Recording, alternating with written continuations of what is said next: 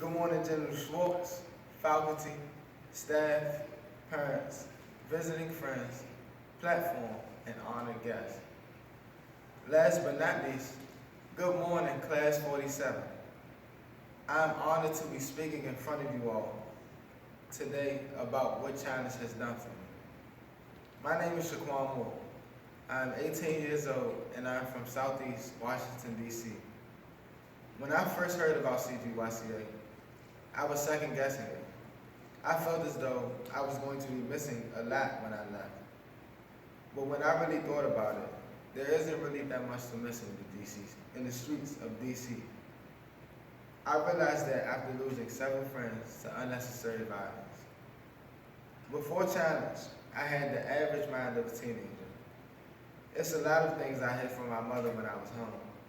I used to get into fights, drink alcohol, smoke weed, pop pills, sip lean, and get locked up at times.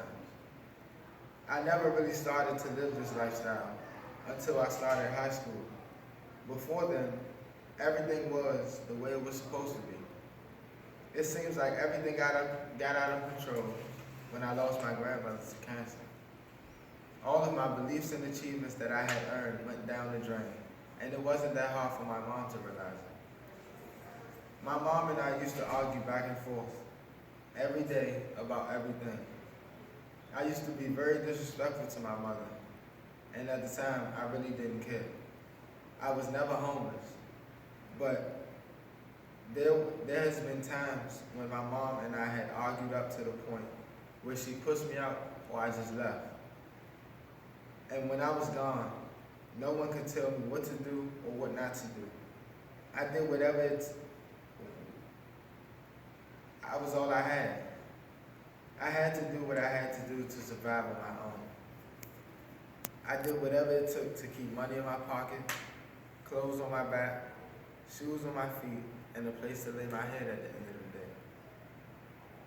It was a point of time when I had ran away for about 3 months. I refused to go home because of an altercation that me and my mom had. She called the police and filed a missing persons report out on me. I went to school one day and the police locked me up. At the time, I still didn't care about anything. The only thing that was holding me back from doing what I wanted to do was my probation officer.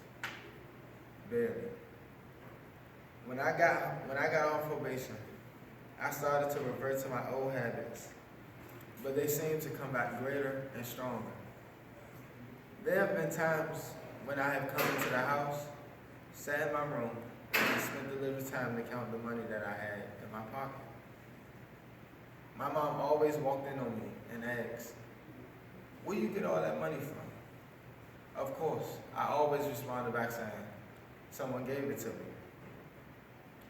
I never told my mother what I was doing because I know that she would have been disappointed at me.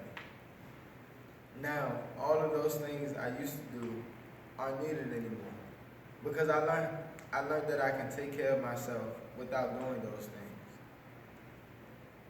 The first week of the cycle at CGYCA, I felt dedicated, but another week went by and I felt completely different about this program.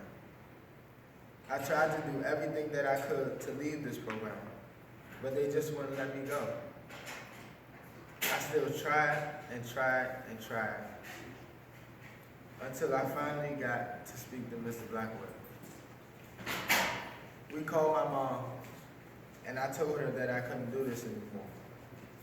She hung up on me. My mom started crying and it really made me feel bad. She hung up on me. And after she hung up, Mr. Blackwell showed me a motivational speech by Inky Johnson. At the end of the video, I really thought about the decision I was going to make. I decided to stay. But not only did I do it for my mother, I thought about the friends that I lost to street violence and my grandmother. I also did it for myself, to be a better person and to become the man my mom always wanted me to be. While being here, I have noticed who your real friends are and who the fake ones are. I made a couple of friends being here, And I hope everyone stays safe and positive so that they can live their life to the fullest. Some of us lost someone that was here with us in the beginning. But just like I was, he felt as though this program wasn't for him, and he left. A couple weeks later, everyone found out the cadet that left got shot and killed over something he really didn't have anything to do with. I want everyone to bow their heads and take a moment to recognize Kevin Jackson.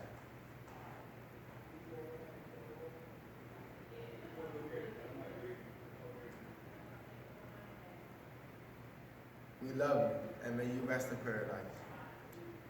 Throughout all of the chaos, the corrective actions, I finally started to see the reason behind those things, and it only made me stronger, which included orders shouted at me, workouts, details, and loss of privileges.